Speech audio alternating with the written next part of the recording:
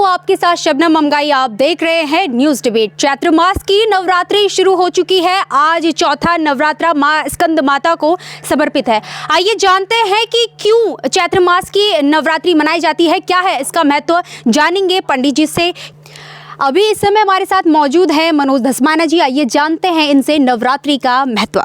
पंडित जी बहुत बहुत स्वागत है आपका हमारे चैनल में। धन्यवाद, बहुत बहुत धन्यवाद। मैं जानना चाहूँगी कि क्या महत्व होता है चैत्र मास की नवरात्रि का।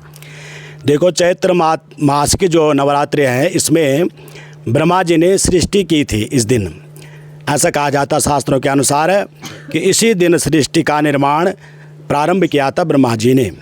और इसलिए सृष्टि का सृजन जब होता है तो उसमें संवत्सर चेंज होते हैं, बदलते हैं। तो इसमें अभी जो नया संवत्सर हुआ इसका नाम है सिद्धार्थ। इससे पहले जो संवत्सर था उसका नाम था काल नाम संवत्सर। ये सिद्धार्थ नाम संवत्सर है। और वैसे भी देखा जाए तो प्रकृति में नूतन जो है नया पेड़ पौधों में या फूल इत्यादि श्रृंगार करते प्रकृति अपना प्रकृति हर्षोल्लास में आती है। इसलिए चैत्र नवरात्रि को मनाया जाता है। जी, जैसा कि आज चौथा नवरात्रा माँ स्कंद माता को समर्पित है, तो मैं जानना चाहूँगी कि स्कंद माता का महत्व क्यों चौथे नवरात्रि में मनाया जाता है। प्रथमे शैलपुत्री, द्वितीयम ब्रह्मचारिणी, तृतीयम चंद्रघंटित कुसुमांडिति, चतुर्थकम। तीसरा नवरात्रा समाप्त होकर चौथा प्रारंभ है। इससे पहले तीसरा नवरात्र का पूजन हमने आज प्रातः काल किया। तो स्कंद माता जो है कि स्कंद कार्तिक जी का नाम है और कार्तिक जी को षडानन भी कहते हैं, शिव पार्वती के दूसरे पुत्र। इसलिए स्कंद माता अर्थात कार्तिकी जी की जो माता है उनके नाम से इस नवरात्रि में तीसरी नवरात्रि स्कंद माता को पूजा जाता, अर्थात पार्वती जी का पूजन आज के नवरात्रि में होता है। इसलिए इसको स्कंद माता का नाम से इस नवरात्रि को जानते हैं। जी बहुत बहुत धन्यवाद पंडित जी। अंतिम प्रश्न मेरा ये रहेगा कि इस नवरात्रि में की क्या विशेषताएं हैं और क्या विशेष तरीके से लोगों भक्तजनों को मनाना चाहिए, आप हमारे चैनल के माध्यम से दर्शकों को बताएंगे। विशेष यह है कि भाई नवरात्रि में जो परंपरा है उसी के अनुसार कन्याओं का पूजन करना चाहिए। अपने घर पे भी अगर किसी के घर पे कन्या है तो उनका पूजन करिए। जरूरी नहीं कि कोई पाठ ही कराए, पूजन कराए। उनको सम्मान दे, उनको तिलक लगाए, उनको दक्षिणा दे या सम्मान करे किसी भी तरह से।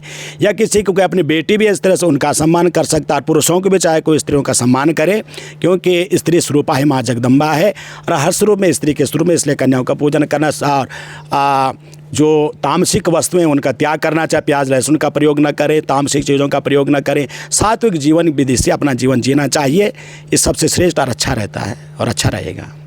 जी बहुत बहुत धन्यवाद पंडित जी। आप देख सकते हैं कि किस तरीके से यहाँ पे व्याख्या की गई है। चैत्र मास की नवरात्रि का महत्व बताया गया है।